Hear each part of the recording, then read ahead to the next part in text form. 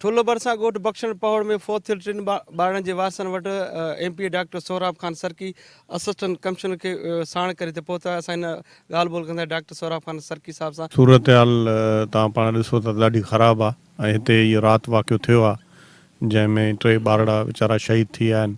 उन घर मथां किरी पियो अथनि। बख्शण पहाड़ ॻोठ आहे हिते ऐं मुंहिंजो हल्को बि आहे ऐं ॾाढे ॾुख जी ॻाल्हि आहे। असां पहिरें फुर्सत में त इहो आया आहियूं हिते इन्हनि सां ॾुख भाई थिया आहियूं ऐं असां गॾु SDM साहब बि आहे ऐं हिननि जी असां मथे रिपोर्ट बि मोकिली आहे। इंशाल्लाह ताला जेकी माली सहायता जेकी आहे जेकी मिलंदी आहे इंशाल्लाह ताला अश्योर कंदासीं 100% उहा हिननि खे मिलंदी।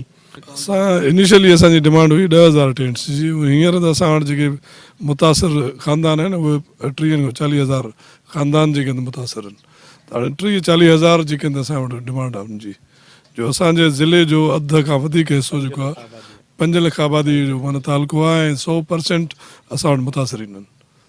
100% जेको असांजो इलाइक़ो मुतासिर थियो आहे। जी बिल्कुलु तव्हां MP डॉक्टर सोहराब ख़ान सरकी असिस्टेंट कमिश्नर अब्दुल भाई जूं ॻाल्हियूं चवंदा आहियो त जेको ठुल तालुको मुकमल तौर ते डैमेज थियो आहे।